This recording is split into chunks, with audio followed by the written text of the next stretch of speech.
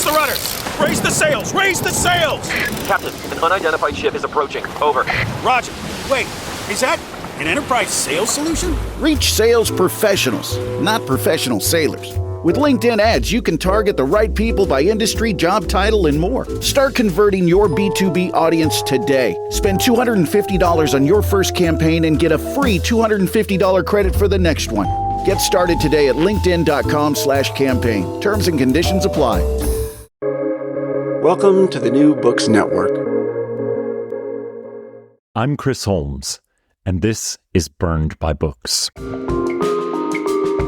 Here you'll find interviews with writers you already love, like Jennifer Egan and Rebecca Mackay, mixed in with up-and-coming voices like Alexandra Kleeman and Rumaan Alam.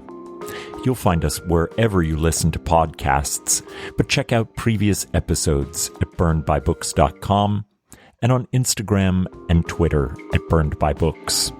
Let's start the show. When Hannah, a talented fusion scientist in the 21st century, watches a humanoid form emerge from the sea on the coast of Scotland, everything will change in her life and in the lives of the humans on the Earth who are beginning to experience the ecological catastrophes of climate change. That visitor, a Martian colonizer from the future nicknamed Red, carries with him the science that will revolutionize how humans use energy and planetary resources. The question, however, is whether those same humans are capable of using that science for the communal good. This is the fundamental uncertainty driving Joe Mungo Reed's extraordinary novel of time travel and familial inheritance, Terrestrial History. 4 members of the same family share the narrative in the novel, with Hannah, Andrew, Kenzie, and Roban, giving us an intimate picture of life on Earth and in the colonies on Mars in the years after environmental collapse at home. Each will grapple with the power and consequences of Hannah's encounter with a figure from the future, carrying potentially the science to rescue the species. Humans have proven themselves capable of greed no matter how dire the circumstances, and the family members will each have to reckon with the decisions broached by that greed. A speculative world novel that is as interested in family dynamics as it is in time travel, Terrestrial History imagines a future with much in common to our present moment. It makes adventure from testing the ideas that have challenged humans from our very first attempts to live together as a society. In prose that opens our eyes to all that could be lost or saved in our gone-away world, Joe Mungo Reed shows us how one family's history can contain the atoms of a planetary history, one that we hope has more eras of storytelling remaining. Joe Mungo Reed is the author of the novels Hammer and We Begin Our Ascent, which is one of the best novels about sport that I've ever read. He teaches creative writing at the University of Cambridge and lives in London. Welcome to Burned by Books, Joe. Thank you so much for having me, Chris. Thank you for being here. I really loved this novel, and I think we could say that the promise of Martian colonies to provide a suitable home for humans in post-terrestrial life has been the subject of fiction for a very long time. Terrestrial History returns to the subject with a very different understanding of the choices and debates required to get to the point of abandoning our planet. Why did you want to take up the Martian problem? And did you know from the first how you would address the fundamental issues at stake in heading to the Red Planet? Yeah, that's a really interesting question. I think it highlights one of the entryways I had to this book. It came sort of to me via a number of different ways, but one of them was reading Mark O'Connell's book, Notes on an Apocalypse, and a section he had in that book about Mars colonization, which sort of took it very seriously in a way I hadn't seen done very often, and actually talked about how many things people haven't worked out. And it included this thing that became an inspiration, which was the idea that subsequent generations born on Mars may suffer really severe problems from radiation, from being unable to sort of grow correctly in the gravity. And I was wowed by that section of that book, and it became almost a terrain for a sort of thought experiment, because it seemed like it would be the most extreme example of something we encounter in literature and life quite a lot, which is younger generations despairing of the parents and the choices those parents have made. And so one imaginative way into this book was thinking of this boy, and we encounter him in the book called Roban, who finds himself on Mars. He's never known home, and thinking about what it would be like for someone to be told by their parent, we left behind the landscape you're more suited to, and we came to this place because we had to. It is often almost kind of a lark in a lot of kind of science fictional takes of this. Well, let's just get in the spaceship and go kind of thing. And when Hannah first encounters Red, who's come from the Martian colonies and is a first gen as opposed to a homeworlder or a homer, he looks human, but he clearly shows the signs of a certain deformity or failure to grow. And that's, I think that's something that we just don't give the same amount of thinking that we give to, the rocket ship that will take us to Mars. Yeah, I totally think so. And I mean, I think we're kind of amazing as a species in our kind of our ability to invent things and our ability to think that those inventions were somehow how calculated for everything. So at the moment, for example, I'm very concerned at the moment. I have a 5-month-old, so I'm very concerned with child rearing. And sleep, I imagine. And sleep, yeah, exactly. But one thing that you kind of is amazing when you look back at child rearing is the kind of ways in which we've again and again said, let's not do it in the natural way, in the way that human bodies are designed to do it. Let's, the Victorians saying, let's feed our children on flour paste and honey or something like that. And in some ways, it feels like some of the Mars colonization kind of thinking is built on that kind of hubris of just thinking, well, we can steamroller any problems. There's not any essential quality that is somehow ineffable and we haven't quite grasped about being on Earth. And I find that kind of wild. It is wild. I mean, look at like Bezos and Elon Musk and their sort of Martian dreams, and they're thoughtless. Yeah, and maybe a society needs some of those people, but I think it also needs the other people to do the thinking for them, or to at least raise some alarm, because I think that there's probably some gaps in their plan. Yeah, no doubt. So when we begin the novel, the apocalypse has essentially already arrived for the people of Scotland and for much of the world. A biblical level flood that will surely be one of many has begun to undo the fabric of society. This ecological disaster splits the society into those who will attempt to leave and those who will stay. This fracture runs along lines of privilege, with corporate interests taking along the wealthy and powerful on their Mars mission, and populists like Andrew arguing that only through community and kindness can humans survive. Can you talk us through how eco-disaster intertwines with inequality in the novel? Yeah.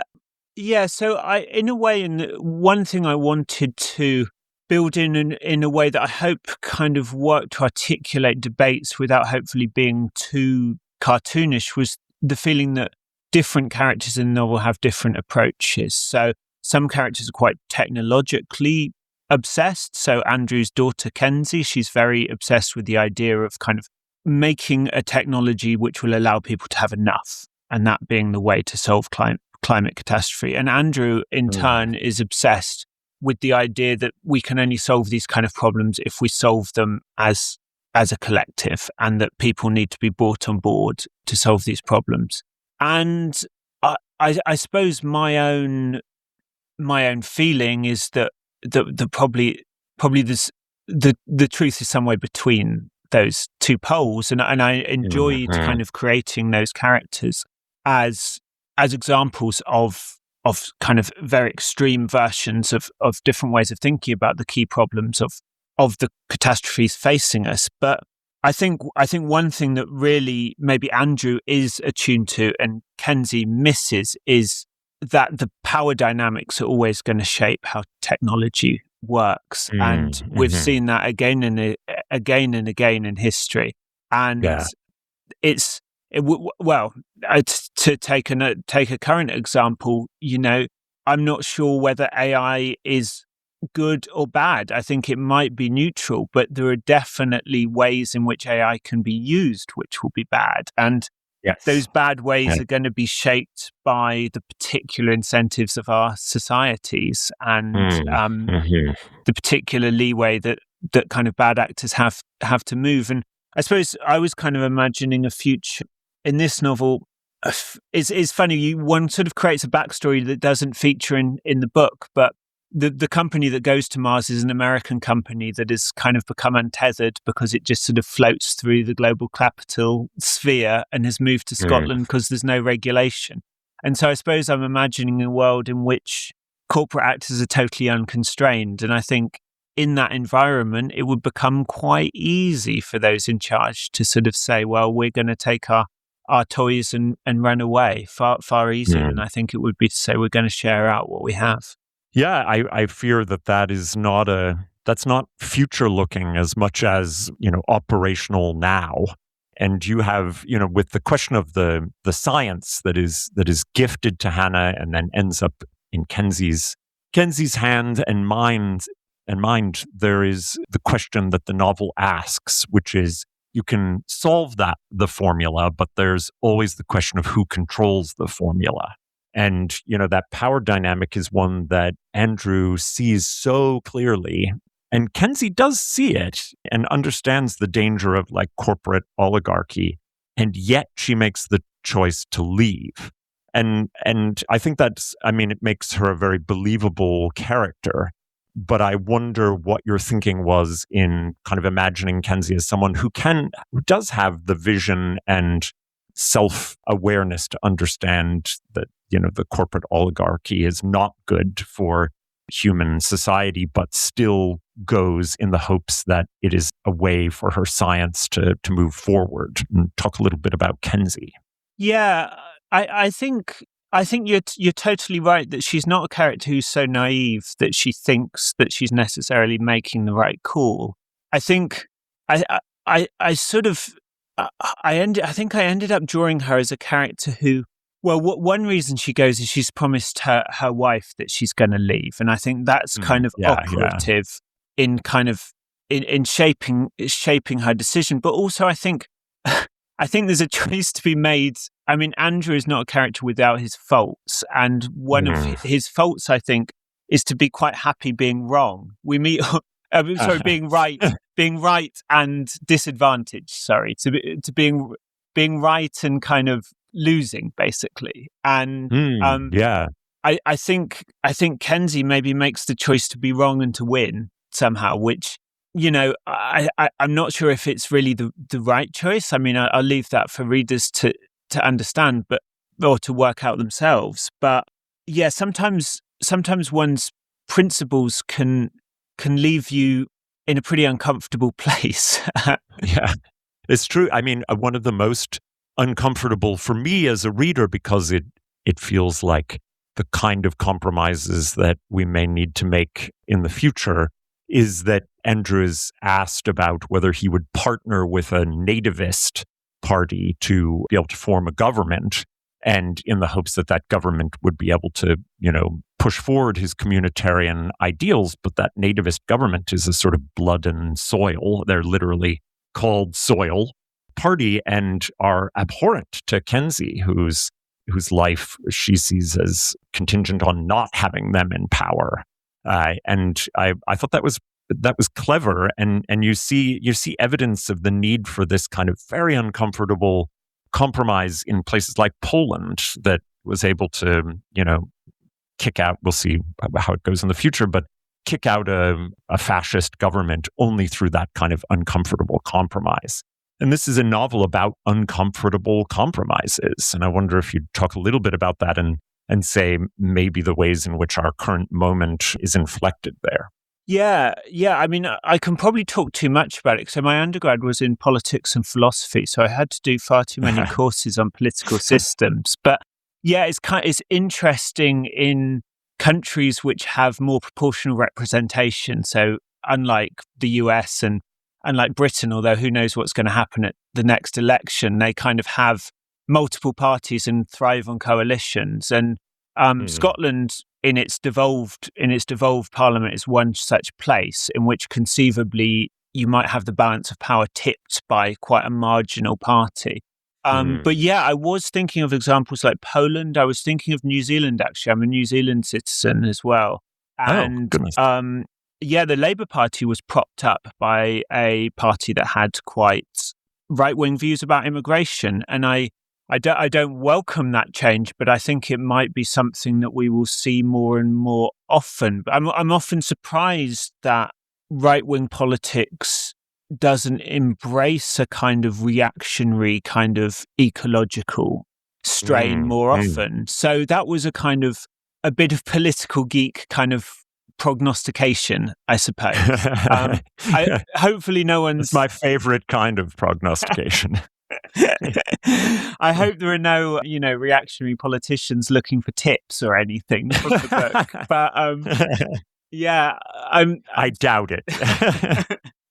I mean, I think we're all in a period where, I mean, speaking from Britain to the US, we're all in a period where we could have had no notion 10 years ago of where our politics would go. So I kind of wanted to play in that terrain and think about the different ways in which, people might be thrown into unlikely coalitions or unlikely oppositions. And yeah, we're entering, it feels like, socially presently now, an age of chaos, and I wanted to try and write towards that.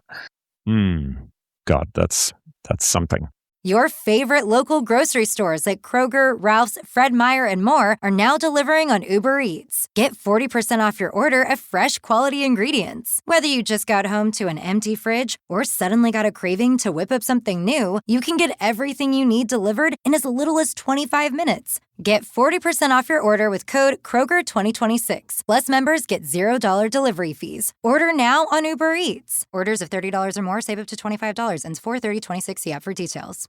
So you mentioned political systems, but you're interested in system theory just in general, I think, and how things like science enters into non-scientific systems and how it gets distorted, used, benefited, and one of the things that, Kenzie's seems pretty convinced of is that it requires systems of political and corporate power in order for science to be extrapolated out broadly.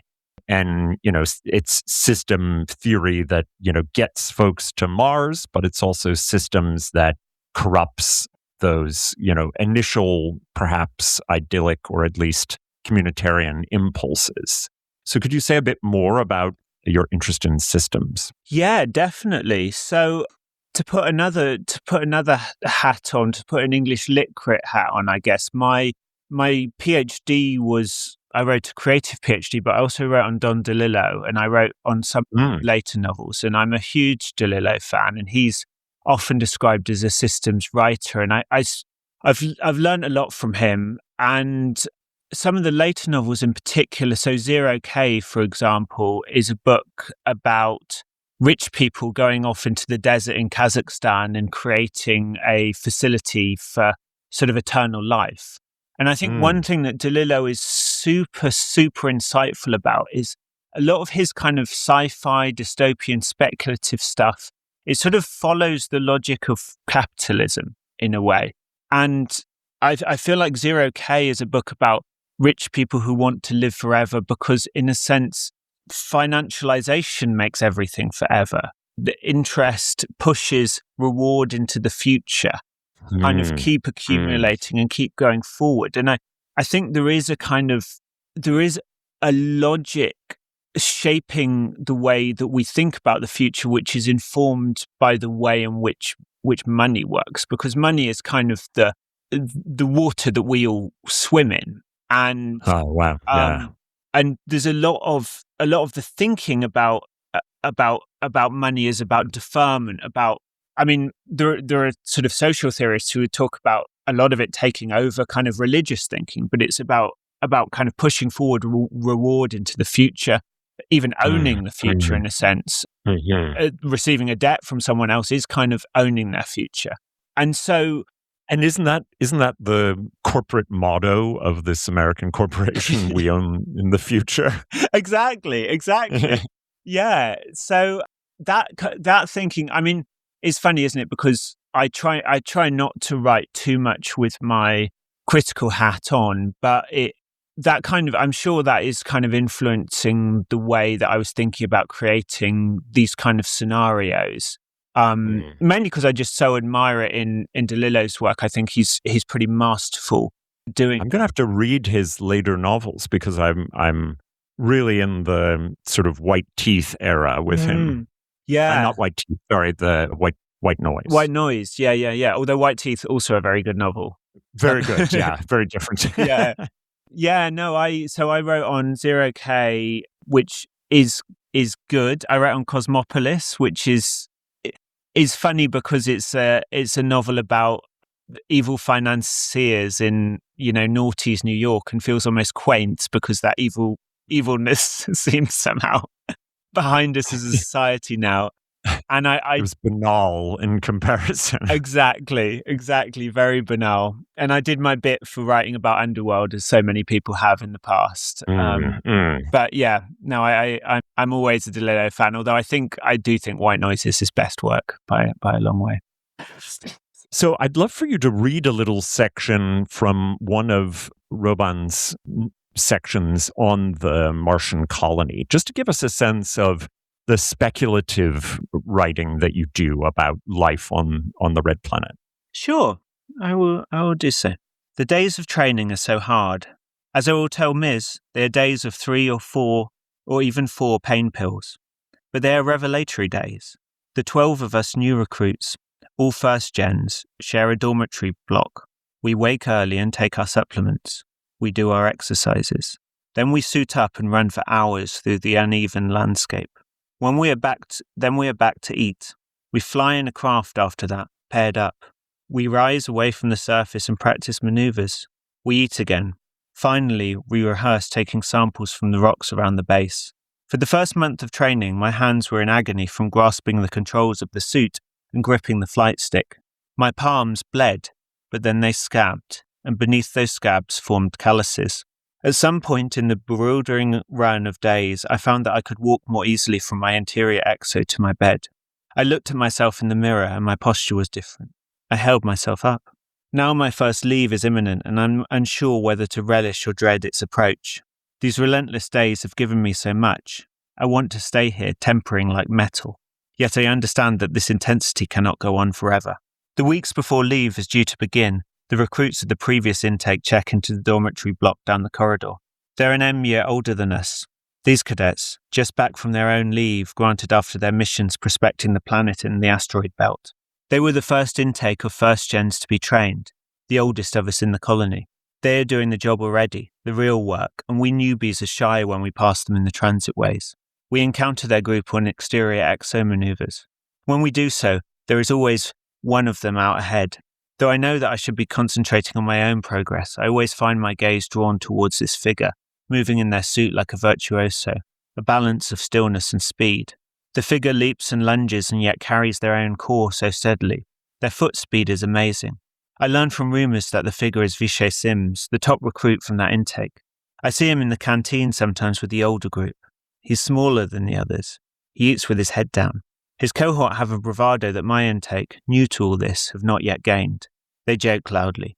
But Vishay doesn't join in with the antics of his comrades. He holds himself back, seems to be granted license to do so by those around him. When our leave begins, the 12 of us who have trained together file up the gangway of a transport bound for the colony. We are in our interior suits, and we strap ourselves into the bench seating that runs down the length of the hold. The air smells of the last cargo, the algae stock used in the base kitchens. The craft shakes as it takes off, rising up through the airlock and out into the swirling dust. When the thrust is really engaged, the resonance changes and the shaking dies away. We are up above the local storms, just a thin atmosphere and then the darkness of space over us. Others around me watch entertainment on their suit displays, yet I just sit in the dim hold space.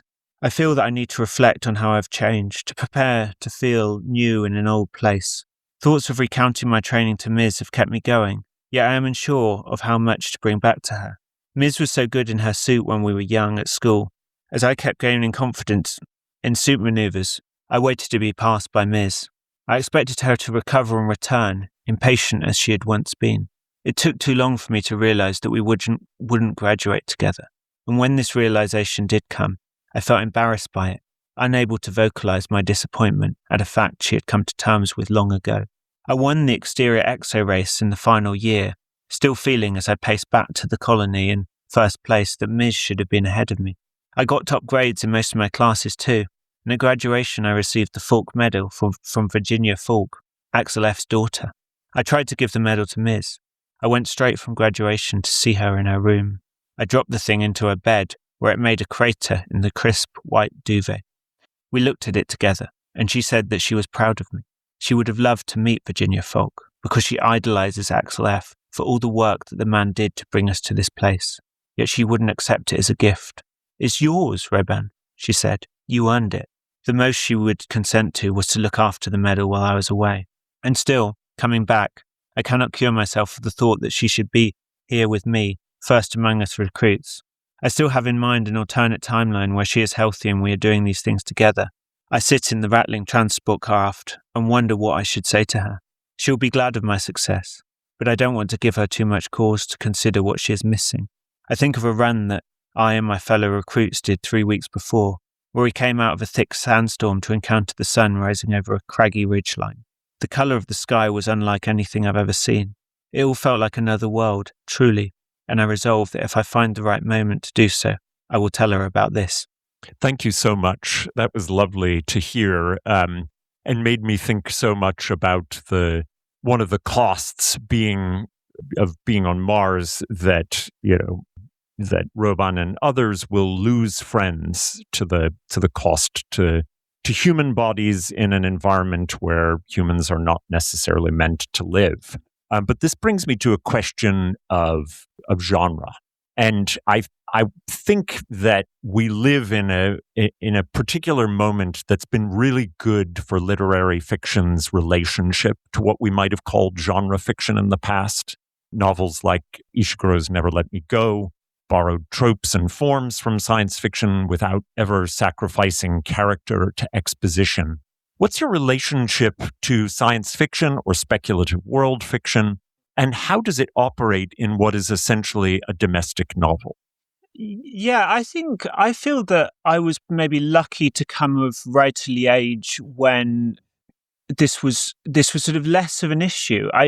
I was in the course of finishing this novel, I started to read into the term speculative fiction and sort of got back in touch with the debate that Margaret Atwood was having at some point about, speculative fiction v sci-fi. And it all felt very, very old fashioned. I mean, it wasn't actually that long ago, but the debate is done now. Yeah.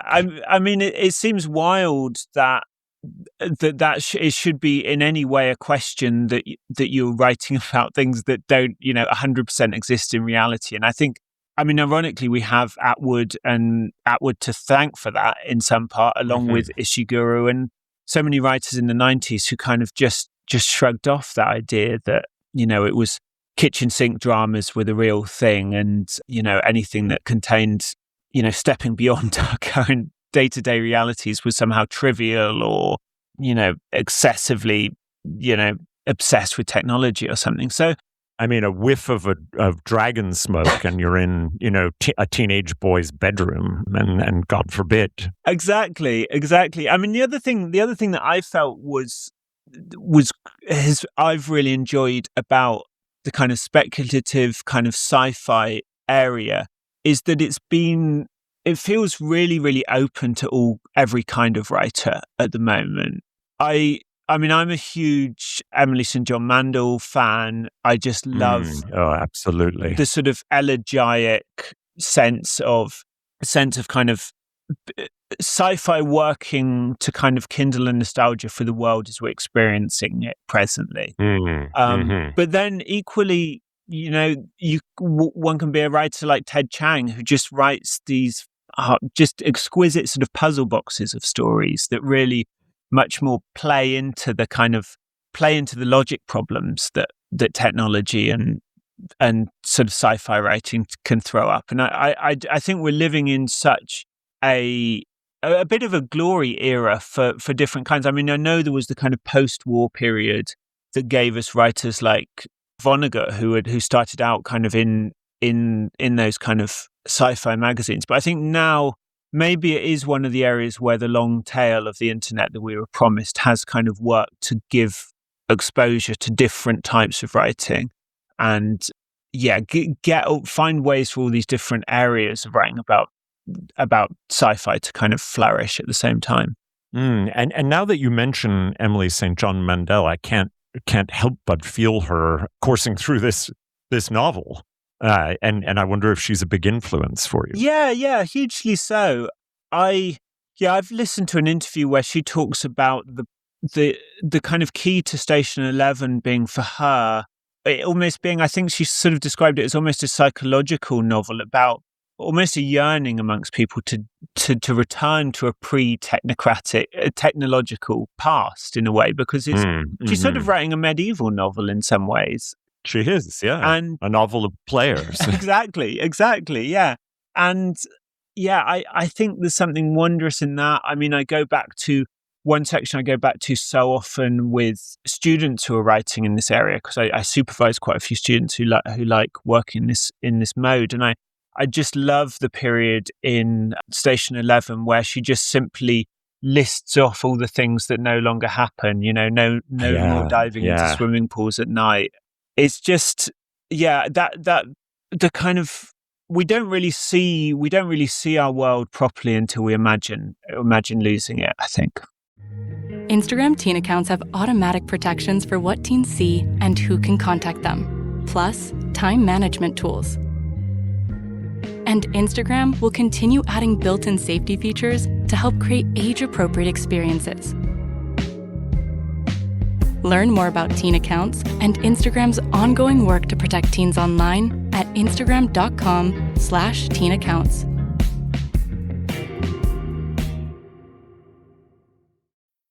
You always want the best for your family, and that means only Eggland's Best Eggs in your kitchen. Compared to ordinary eggs, Eggland's Best Eggs contain 6 times more vitamin D, 25% less saturated fat, more than double the omega-3s, 10 times more vitamin E, and more than double the vitamin B12. So why give your family less when they can have the best? Add Eggland's Best Superior Nutrition to your next grocery list. Better taste, better nutrition, better eggs. Your characters exist in multiple timelines. The first is familial generations that move in what we could say is one direction. But the second operates in a time loop activated by time travel. And I wonder if you'd talk about how you manage the craft of time work in the novel. Yeah. So I must say that adding a time travel element was definitely something I felt a bit trepidatious about. I've touched on having kind of a philosophy background. I did do a fantastic course in the philosophy of time travel, and oh wow, I'd love to take that class. Worth all of the tuition, just that one course, really. But actually, one thing I learned from that is that a grandfather paradox, i.e., a paradox in which one is sired by one's own grandfather, or in which one received a phone call from a future version of yourself that tells you how to make a time machine that you then use to get to the future to tell yourself how to make a time machine, is possible, apparently, philosophically. So I wrote that down, and 20 years later, kind of pushed it into a book. But I suppose the kind of one of the macro other things is just the novel in itself is a time travel machine always, whether that be like sort of literally me sitting down and reading something that Jane Austen wrote, a couple of 100 years ago, or whether it be that kind of that ability to jump through time. I mean, I tell my students that every novel is a time travel story, because there's no such thing as a novel that occurs at the pace of, the reading experience. It's simply impossible. So you're kind of always making these judgments about where to skip, where to put different eras in conversation with each other. So in some ways, I think the generational skipping, but then the recursion that occurs through the time loop felt quite natural to me, because it felt a little bit like the novels I'm so attracted to, because you go forward and you go backwards at the same time. And I'm often trying to reconcile, this sense we need our rising action, we need our characters to change, we need things to progress, with perhaps a view of reality that feels that that's not always the case. We don't always learn our lessons. We don't always progress. And I suppose I'm always actually in some ways trying to write a circular novel. I'm always writing a book that comes back to its beginning. Hence this love for DeLillo's Underworld, which kind of does that to a degree. And here, the time loop was a way in which the novel, it does become a kind of a serpent eating its own tail. Yeah. And that's exactly the metaphor I had in my head, for good. sure. Okay, nice. And I suppose, so the other rule of recursion in fiction is as soon as something happens for the second time, you kind of say, what changed? And I suppose I want something to have changed for the reader. I want the reader to come back into the start of the book. I mean, the book begins I set it as beginning in 2025. So I kind of want them to come back into 2025, which is the timeline it ends in, and think, what has changed? And I suppose in a sort of meta way, maybe in an excessively earnest way, I want one of those things to have changed to be the reader's relationship with where they are, and to think maybe, wow, we're in an amazing place now in 2025. It's so funny that you put it that way. But first, I want to say that I think Ali Smith tried to outwit your concept of the novel as always of a time that's not in our exact present moment by that series of novels that she wrote. It doesn't quite do it, but I think she really had that in mind when she wrote those COVID era novels, like all in 30 seconds or however she quickly she wrote them. Exactly. Unbelievable. We actually had her at Cambridge. We hosted her just 2 months ago talking about those exact novels and talking about... Oh, wow. Yeah. I'm fascinated. What did she say? Well, for her, it was very much, she spoke of it as a way of, the novel has always been something that's kind of tested itself and changed and evolved. And I think she felt it was sort of taking on the information environment we lived in, where the news comes out every day and is completely stale by the time it's an hour old. And I think she felt she should have a crack at writing a novel that could kind of live on those terms. And I think did a very good job in many respects. Yeah, audacious, and yet somehow managed to, several of them I thought pulled it off. Just to show you how much either I was reading your mind or you were reading mine, but I have as one of my final questions here, do you see literature in some way standing in for time travel? And does the novel allow us to learn from mistakes that we should have never made in the first place? But the beginning of that, which you've already sort of answered and in the affirmative, but the beginning of that question is one that starts, what if every choice is a bad one? Mm-hmm. And I think one of the things that I really like about Terrestrial History is, I guess, that neither Andrew or Kenzie had it right this time around. And Andrew's seeming end is, I found, terrifying. and we see what I think of as kind of maybe nativist militia or just pure sort of scavengers pulling up to the shore, about to kind of invade his area that he's living out his last days in. But in any case, what the novel allows for is them to have made, faulty choices in some small or large way, but then to wrap it around again.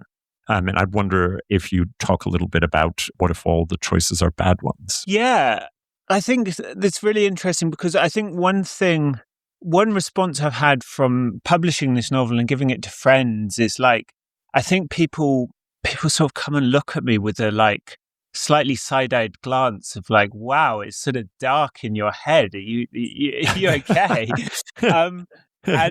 And I suppose the thing that my answer to that is the novel for me is an imaginative form. Is not what I think is going to happen, but it's a play at what might happen in certain circumstances. And I mean, I've just mentioned at the start of the call that I've got a 5-month-old now. So I mean, that's certainly having a baby is certainly a choice where you look forward and think. So this novel is set from 2025 into the 2100. So, 75 years from now. So touch wood, this could well be a timeline my son is living into. So I do actually, on a personal level, kind of have hope that maybe we're not going to make the mistakes that the characters within the book make. But the novel lives. I mean, I also touched upon, I guess, this background is doing philosophy, and philosophers really can't get out of bed without making a thought experiment, making an analogy, talking about, someone's on one train and someone's on another, and the school bus of nuns is heading in one direction, and a school bus of serial killers in another. Who do you crash into? I don't know. I'm wary of nuns. So. Yeah, exactly. They might be serial killers just in disguise. Who knows? But yeah, I think in some ways this book is a version of that. It's a version of saying, these things might happen, and that's the risk we run living. Mm-hmm. But I don't necessarily believe that they're going to happen. I'm sort of quite a hopeful person personally.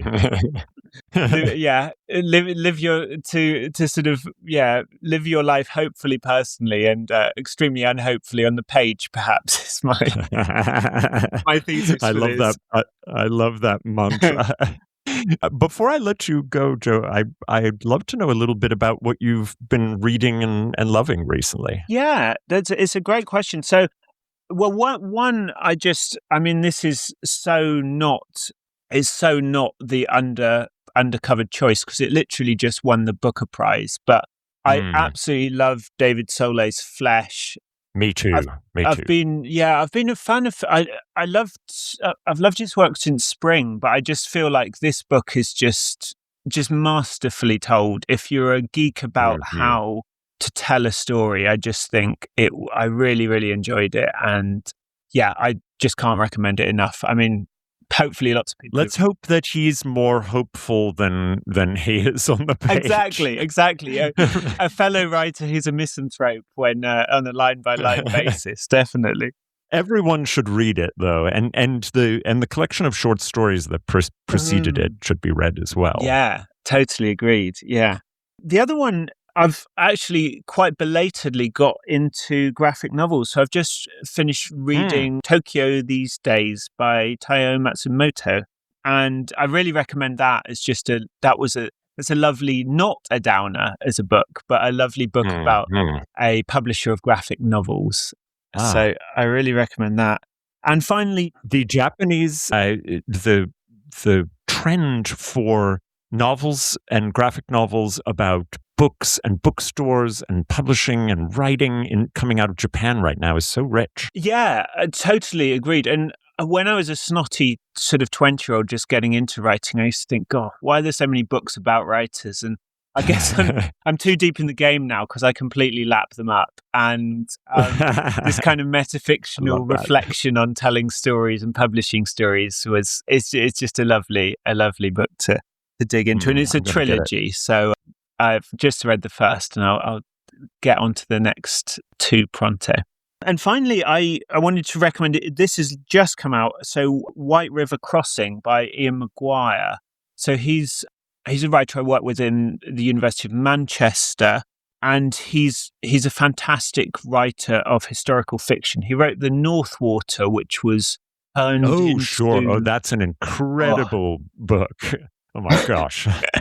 Why is that not a film? Oh, well, it was. It was turned into a 6-part series with Colin Farrell being utterly repellent. If that floats anyone's boat, I really, really recommend it. Oh, good. I kept thinking people are idiots for not adapting it. Yeah, no, it's a fantastic book, and we've had some conversations in this talk about the predations of capitalism, and I think Maguire completely nails it in that book. He's got this analogy about, money just flows downhill and it does what it wants to do, and spoken by the man sending a whaling expedition out to the middle of the Arctic with the plan of scuttling it with everyone on board. Yeah. Well, these three are amazing recommendations. I'm absolutely going to get the ones I haven't read yet, Tokyo These Days and White River Crossing.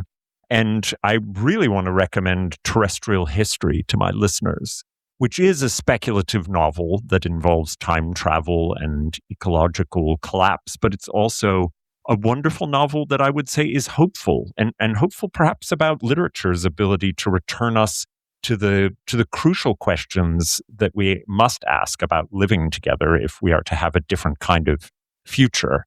But I was really happy to get to talk to you, Joe, and thank you for coming on. No, it's been an absolute pleasure.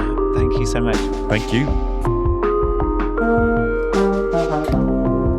Well, that's all from me for now. My thanks to Joe Mungo Reed for coming on to talk about his latest novel, Terrestrial History. You can find links to purchase Terrestrial History and all of Joe's recommended books at the website, burnedbybooks.com. There you'll find all of our previous episodes, links to buy a podcast t-shirt, and ways to get in contact. As you listen, take a moment to rate the show on iTunes, Spotify, or now YouTube, or wherever you find your podcasts. Until next time, this has been Burned by Books.